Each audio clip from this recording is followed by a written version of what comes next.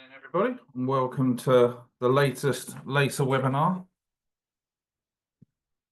Just to make people aware of the preferred rules for today's event, if you could use the chat for any comments that you have or anything you want to share, or any thoughts you may have that we can pass on to the LACA board, then please use that chat function. If you've got specific questions you want to ask at the panel on the call today, please use the Q&A. That way we're not having to dig through lots of commentary, and we can get to the specific question. We're just waiting for people to drift in. They're still coming, so we'll give it another 30 seconds or so. I think we seem to have slowed down now. So I will pass over to Judith Gregory, National Chair of LACA.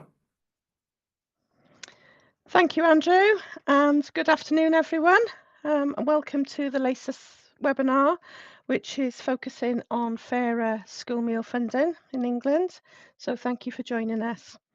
For those of you who don't know me, I'm Judith Gregory, and I'm LACA National Chair, a role which I've held since September last year. And my day job is heading up the school meal service for Cardiff Council.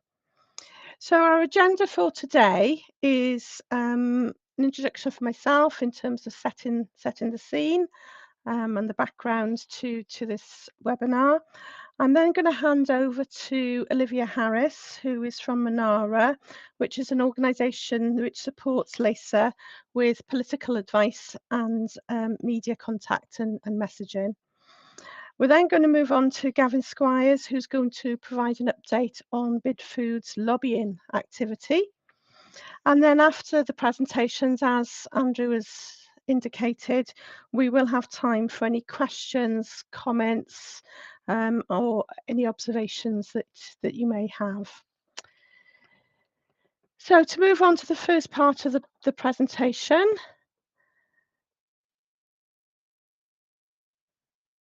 The next slide as well, please, Andrew. Thank you. To start off with, obviously each year the new chair compiles a set of objectives for the year ahead.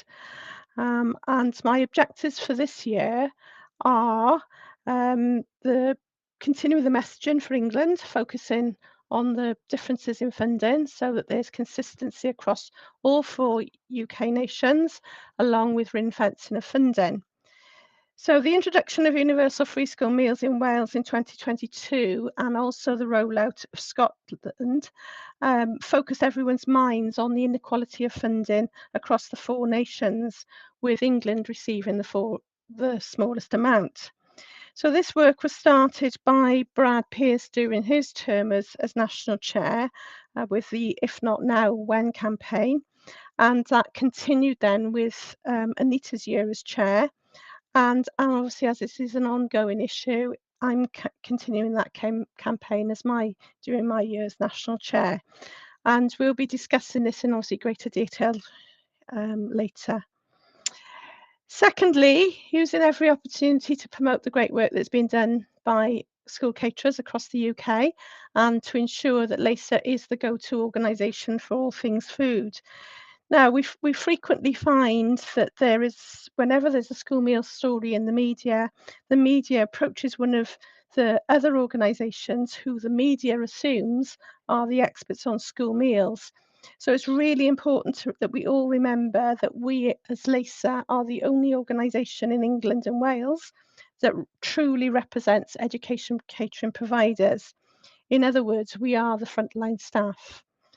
So it's important to keep reminding everyone of this, and we would hope that you would do that in subtle ways, in terms of obviously your social media contacts, in terms of retweeting, resharing, all of those sort of messages that are put out by National LACA. The third objective is to provide expertise to the DFE with the design of the planned free breakfast provision in primary schools in England, which is a little bit of a coincidence for me because this has been announced by England in my year as Chair. And being from Wales, we have been very lucky to have a Welsh Government funded free school breakfast service for the last 20 years, which has been available to primary age pupils across Wales. So Cardiff was one of the pilot local authorities when that programme was introduced. So I've got direct experience of all things related to breakfast. But we recognise that breakfast, although it is an important start to the school day, the provision should not be at the expense of school lunches.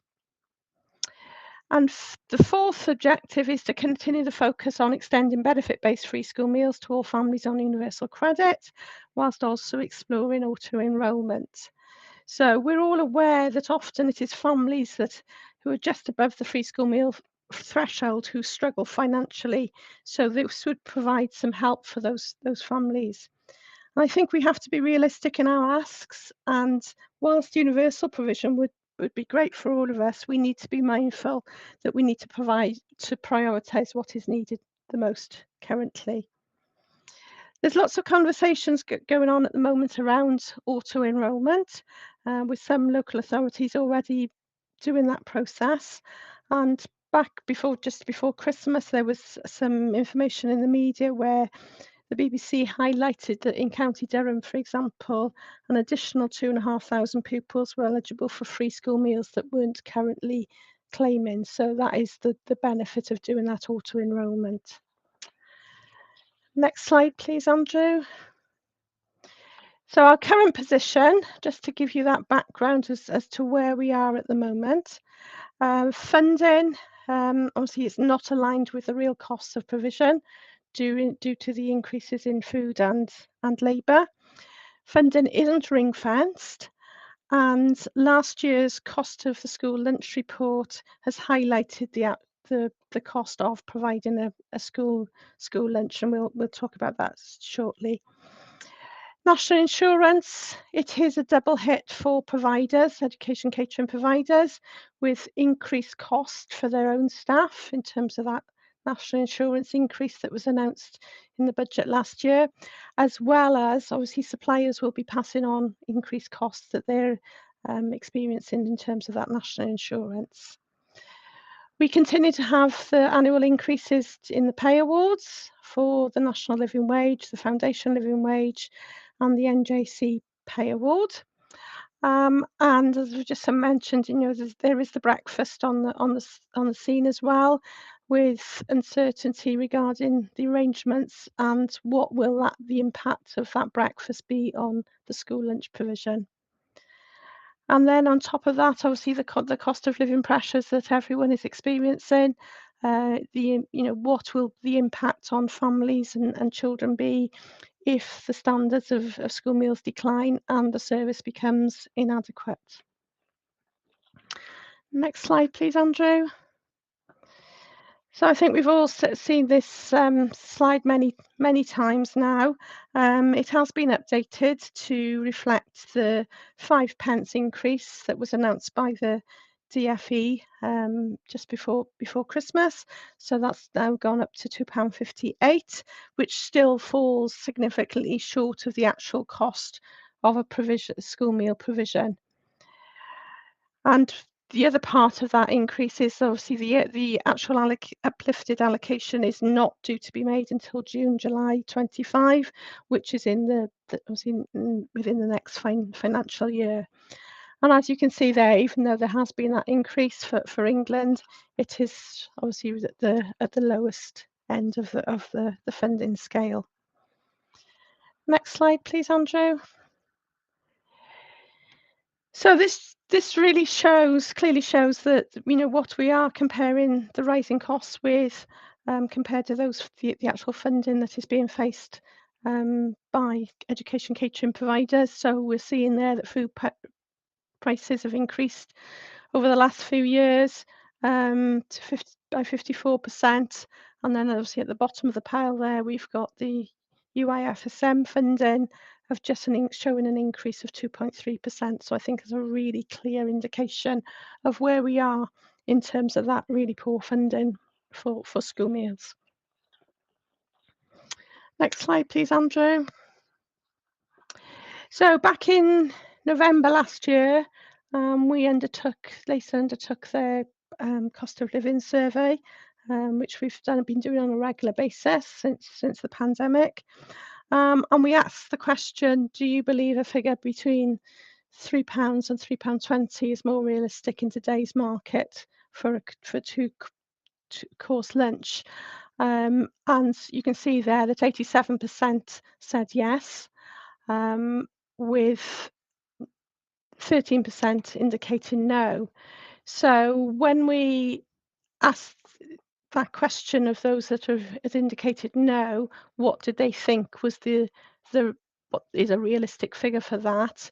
The average figure that was given by respondents, and if you click again, Andrew, I think you should get the £3.40. So those 13% there were indicating that it should be nearer that average.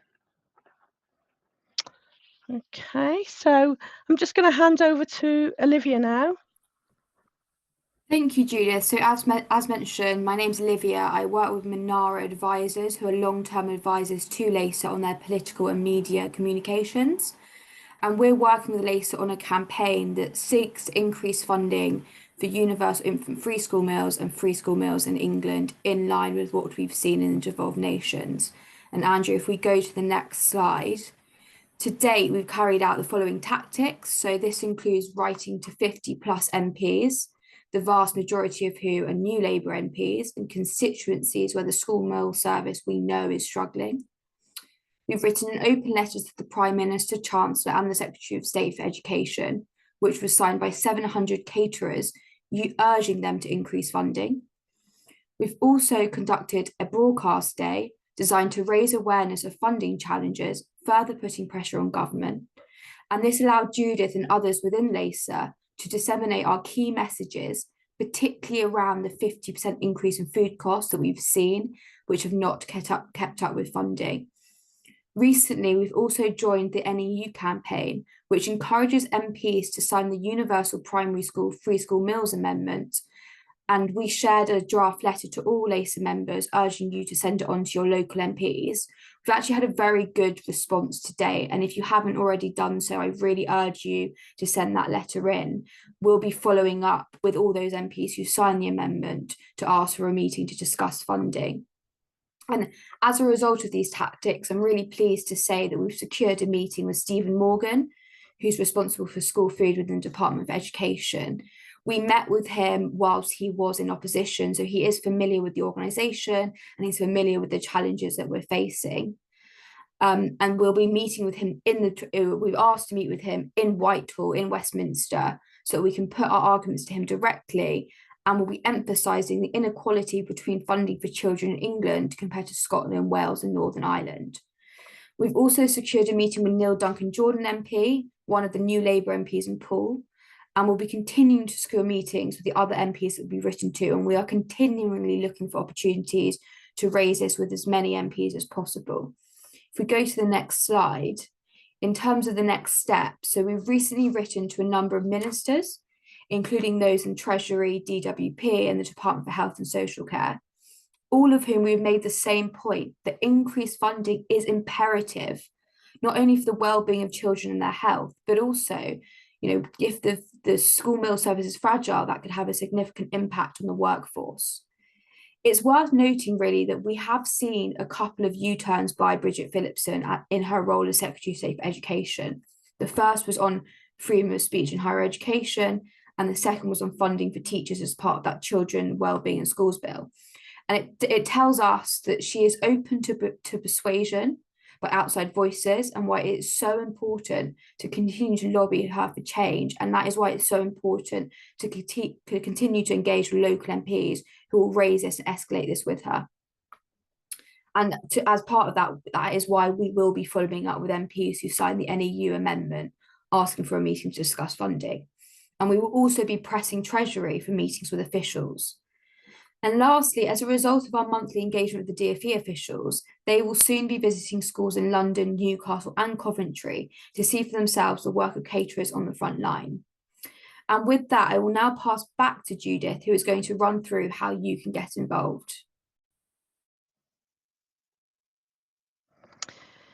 Thanks, Olivia. So, as you can see from Olivia's presentation, following the 5p increase announcement that we had before Christmas, we have really ramped up our campaign for the increased funding. But we really want you to get involved as well, as you are the ones that are actually working on the front line, and you can really share the real detail in terms of the impact of funding on your day-to-day work. So what we're looking for is for you to continue to engage with your local MPs, and if you can share those responses with us, that will be absolutely great, because we can use that information as well. Share any case studies you have with us so that we can present those to the policymakers. You know, we do, as LACA as an organisation, we have monthly meetings with the DFE. So any information that you can share with us, we can then obviously pass that on to them. Join our campaign days to share your experiences on the front line. Again, it's really important to get that real experience out there into the media, and also support LACA's social media in terms of reposting all of our messaging. So thank you for listening to that, and I'm now going to pass you over to Gavin. Thank you, Judith. So for the next 5 minutes, I'm going to just go through the paper, the government paper that Bidfood have worked on and submitted on numerous occasions during the last few years. My name's Gavin Squires. I head up the education and healthcare sector within Bidfood, a national wholesaler, and I've been a LACA partner for over 20 years and currently sit on the LACA board representing partners and suppliers. So next slide, please, Andrew. So basically, myself, Andrew Kemp, who's our Bidfood Group Executive Director, and most of us know on the call, Patricia Fellows, MBE, who's a consultant for Bidfood, obviously been in the school industry for over 50 years. So we've been working very close together back in 21, 22, noting the severity of the funding situation within education catering. We decided to get together and create a paper outlining the key messages and the challenges surrounding the future of school meal provision. So the contents of the paper, the most recent one we submitted was just before Christmas last year, but the contents of the paper includes an executive summary of the situation, the message to the Prime Minister, an introduction to the situation and ourselves, the school meal provision within England, then state schools, and what our actions and recommendations are within the paper for government to hopefully take action and listen. And this is all backed by factually based figures, which we'll go through in a couple of slides' time, to actually come to figures based on food inflation, CPI and RPI. Next one, please, Andrew. So within the paper, the first one we submitted was September 22, and then we resubmitted it again in September 23, and then again in December 24. But the key messages and recommendations that we've included in the paper, in order of preference, is the first one is to ensure that the funding is actually ring-fenced and is allocated to school catering, as opposed to being utilised by head teachers for other aspects of the school, i.e. either funding a TA or uniform or school trips, etc. The action 2 is increased funding, as we've alluded to, on a regular basis, so that is critical. The third recommended action is to increase the allowance of universal infant free school meals and benefit free school meals, and also to increase eligibility of free school meals to all children whose parents are in receipt of universal credit. And then the final action is the extension of universal free school meals to key stage 2. So going forward. So next slide, please, Andrew. So as I alluded to previously, these are the timelines. So the first paper we submitted in September, Boris Johnson was the PM then, as no one would ever forget. And that the paper was submitted to all MPs, cabinet and shadow cabinet at the time, industry bodies, customers, etc. within the industry. And this was obviously sent on behalf of industry as well. And the reaction was quite disappointing, I remember at the time. So we had quite minor responses. Obviously, there's a lot of activity going on with government, like there always is. So yeah, it was a little bit weak in relation to responses. But we kept on revising the paper. So September, Rishi Sunak was PM then when we submitted it in September. Again, submitted it to the same bodies, and we did have more positive reaction from government, particularly Green Party, Lib Dems, and Labour. Not much of a response from the Conservative Party. But just before Christmas, as I say, the third edition was released, and obviously new government, new world, and so that was submitted obviously to Keir Starmer and every single MP again, and 640 MPs, and we've had probably the most positive responses from MPs, because obviously you've got a new number of MPs that obviously joined cabinet since July. And the positive responses have come cross-party really. So Sharon Holton's always been a big supporter and a driver. So we have met with Sharon on numerous occasions, and we've also got diarised meetings going forward as well from certain MPs. Judith Cummins is one up in Bradford, and then we've also had responses and awaiting a meeting with Tom Rutland in the down in the south. So we just continue to fight and continue to lobby and continue to contact MPs, and obviously that message would go across the board for anybody to really drive that forward, the message in relation to funding and the severity of the situation. So how does that look like in relation to fact-based? So we attach to the paper 3 appendices. So the first one, you can see there that from 2015, obviously the introduction of Universal was in obviously September 14, but from 15 down to 2024, we included what the national living wage was back in 15-24, what that looks like as a percentage, what the RPI rate was from 2015 to 24, and what the overall percentage is again, food inflation also, and also CPI. So we want to get an understanding of what those percentages look like. And obviously you've got the links there, and this presentation and the link to the paper will obviously be sent out post the meeting as well. So then when with the percentages at the bottom, we then wanted to apply those to what the current rates have been for Universal. So if you go to the next slide, please, Andrew, the final slide, these 2 appendices. So the top one then shows what the original funding levels were back in September 14 was introduced for Universal, and what there have been over the time. From September 20 was the first increase, in 22, 23, and obviously as Judith alluded to, is now 258. But what that actually means in real term, based on the current, based on the funding and those, remember those appendices on the previous slide, our recommendation for the increase for universal free school meal funding based on 3 scenarios should be national living wage plus RPI. If you're going to base it on RPI, the recommended fund would be £3.50. If you're going to compare national living wage and food inflation, then that recommended fund would be £3.44. And then the national living wage against CPI, the recommended funding rate would be £3.45. So those figures are not a million miles away from Judith's presentation. So we're all in line in relation to what the universal funding levels should be. So obviously, if this is not addressed, obviously there's a huge fear factor surrounding education catering, who are already on a tightrope currently. So we just need to stand up and be listened to.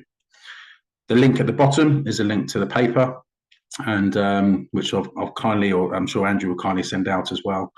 But yeah, that was really a snapshot of the activity that Andy and Pat and I have been working on, and in conjunction with LACA as well. So that concludes my presentation. Thank you, Andrew.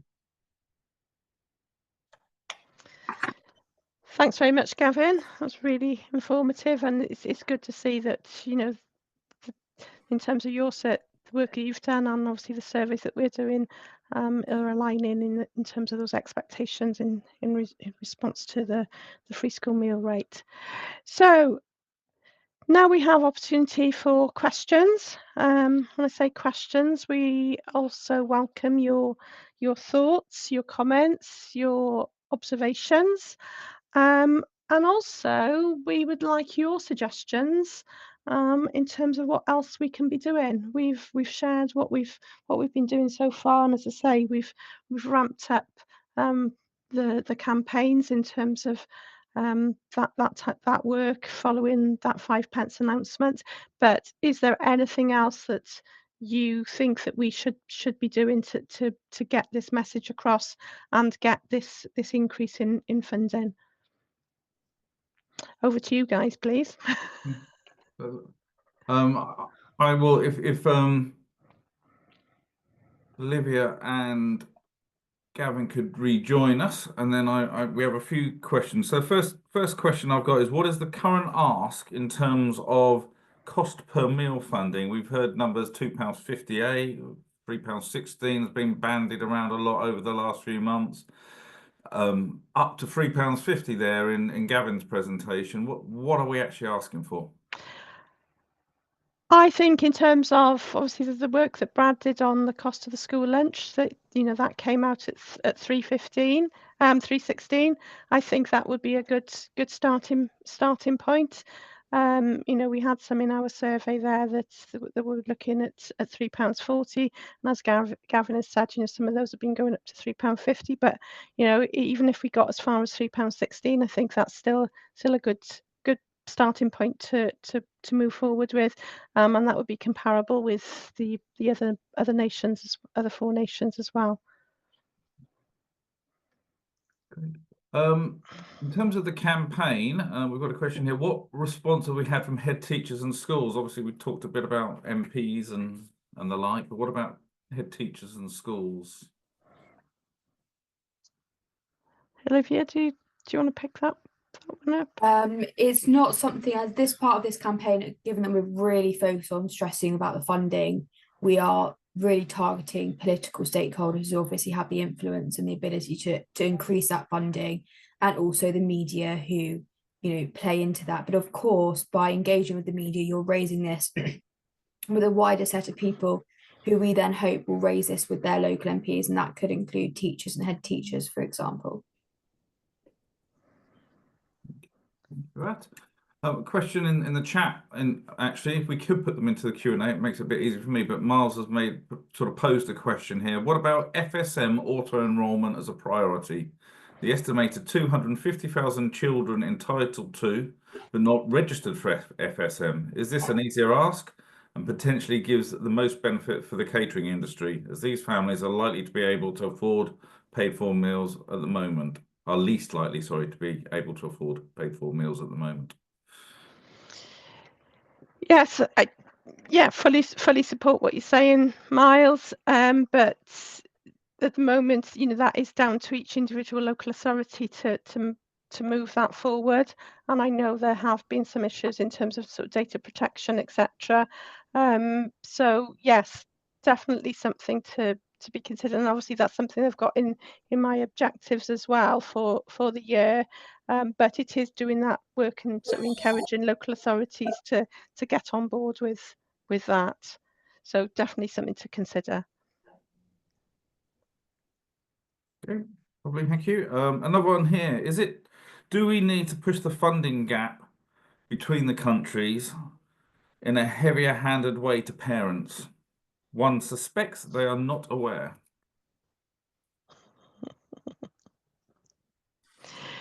I think the difficulty we've got in terms of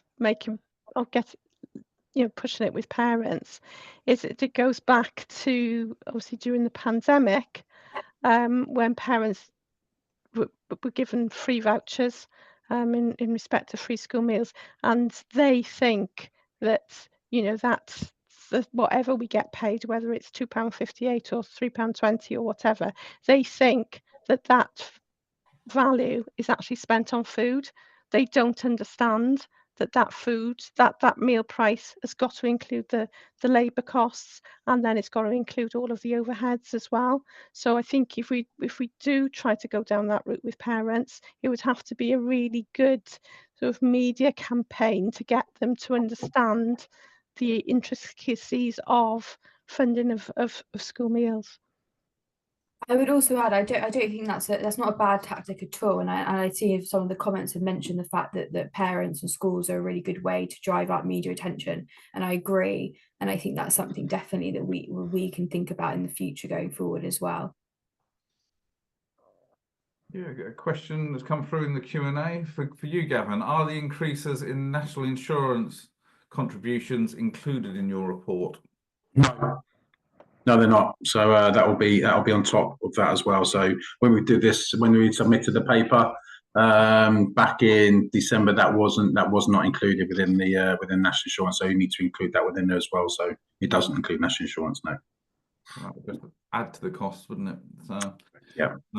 I know I sat next to a senior member of your team, and he gave me the scale of that national insurance contribution to just a bid food, let alone the caterer. It's just kind of scary how that might have to get passed on. Just following on the question to about parents, there's a question here from Alistair Irvine. Are schools aware of the national differential in FSM funding? Has this been published anywhere? I mean, it's all available on the DfE's website. Yeah. Okay.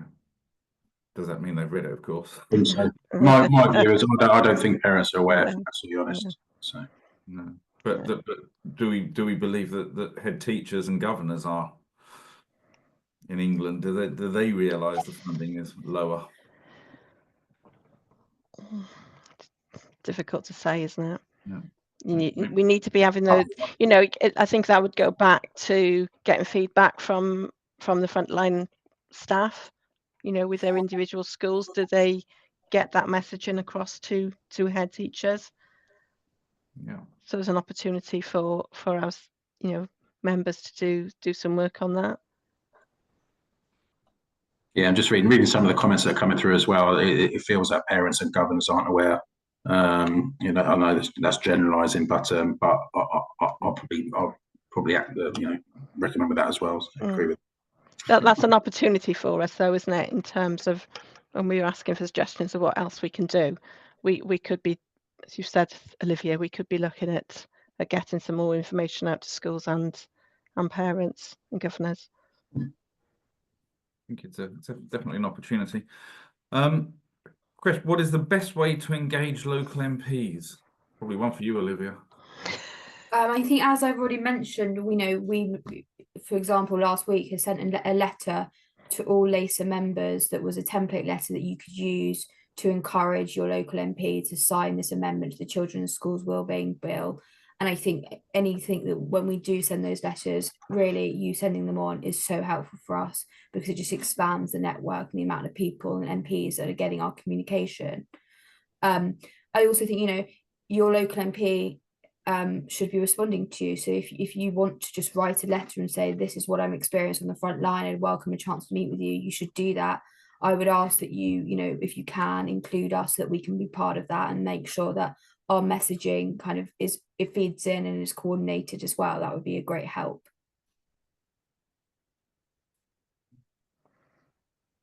A comment, more of a comment from Pat Fellows in the Q&A, but you know, I don't know if someone wants to respond to it, but she's basically saying until the funds are ring fenced and all that money goes to the caterer, we are going nowhere. And the difficulty is actually getting that ring fenced, isn't it? That's, you know, that would be involve changing policy.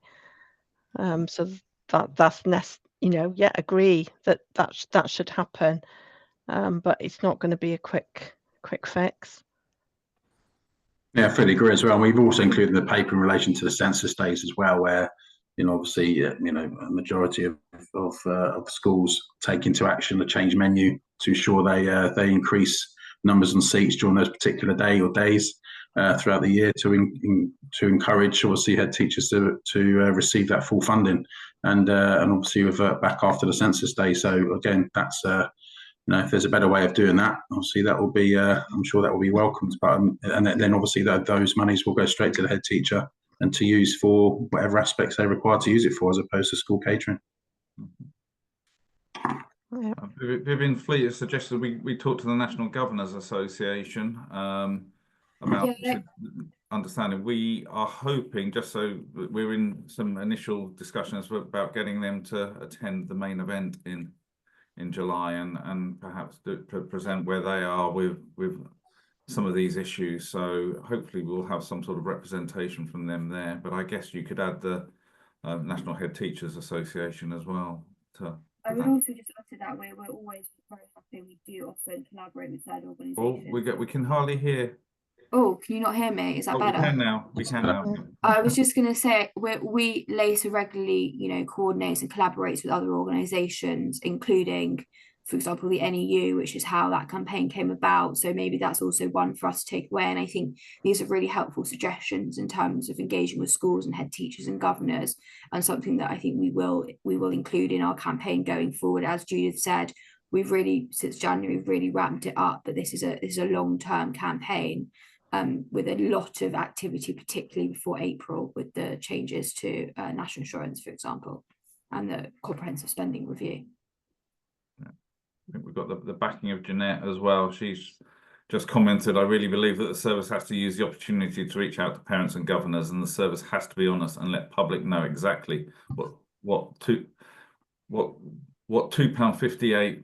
I think she meant what she's trying to say. What, how short £2.58 of the funding requirement and how far it goes. So yeah, we seem to have dried up on questions. So we coming to the end, unless people have any more. There's something just come up in the chat. What mainstream media plans do we have? Well, as I mentioned during the presentation, we regularly run campaign days, broadcast days, where Judith and others within LACA will get on the radio and we'll do press releases, and we'll engage with, tier one media, including the Times, Daily Mail, etc. And we'll be planning a campaign day in the coming weeks. And as Judith mentioned, any case studies you can share with us that we can include would be really helpful.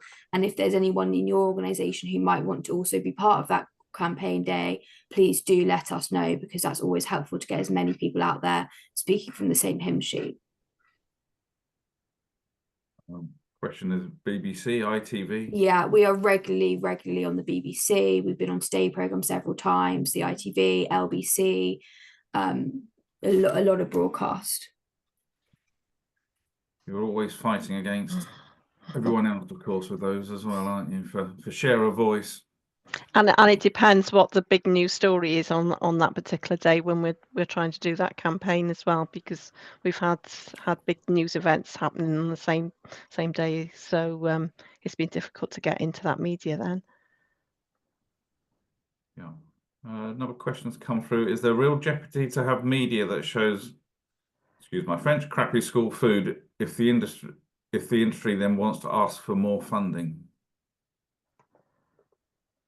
And it isn't helpful to have those images come out, but our focus really is making sure, praising the fact that caterers work incredibly hard and have been doing so for a very long time under increasingly difficult situations and circumstances, and that's the messaging that we're really hammering home.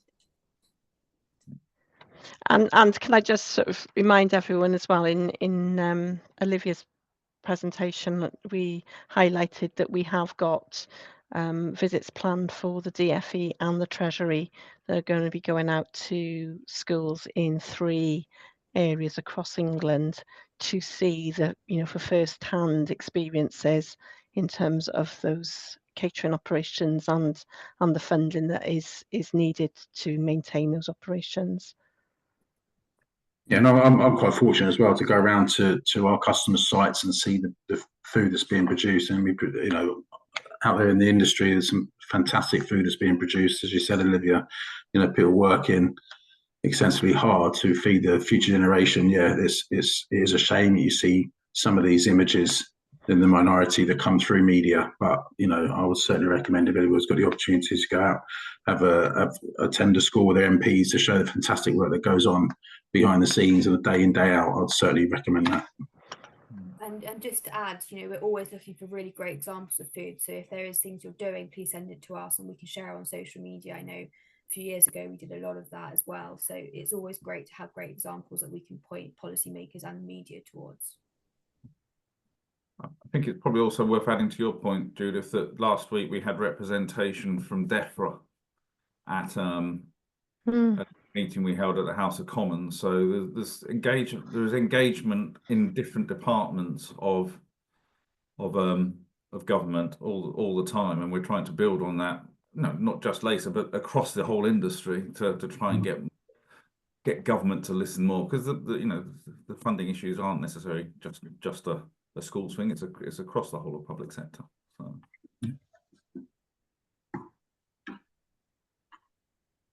Have we got any?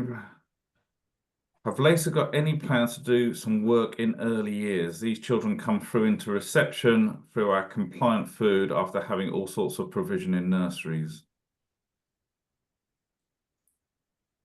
Well, we don't directly cover early years at the moment. Obviously, our work is very much focused on primary, secondary, and special schools, but fully understand that point in terms of obviously the earlier that we can get that healthy eating message in with children, that the better it is going to be as they progress through the school years. Okay, the last one is it? Oh no, we've got. No, I think that's the last question. Can we have the presentation sent through? We'll put the presentation on the LACA website where people can access it. Unless you've got any issues with that, Gavin, with your slides, but no, not at all. No, none at all.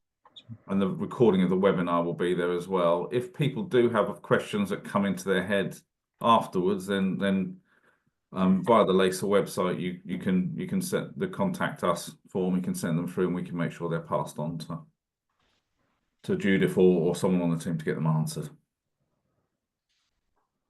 I think we're there, Judith. I think we've dried up. Great. Okay. Thank you all for joining us.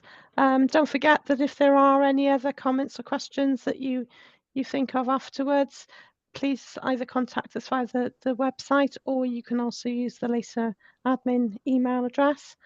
And as Andrew said, we'll make sure that we get this presentation up on the website, so you've got that to refer back to. So thank you all very much for attending, and have a great afternoon.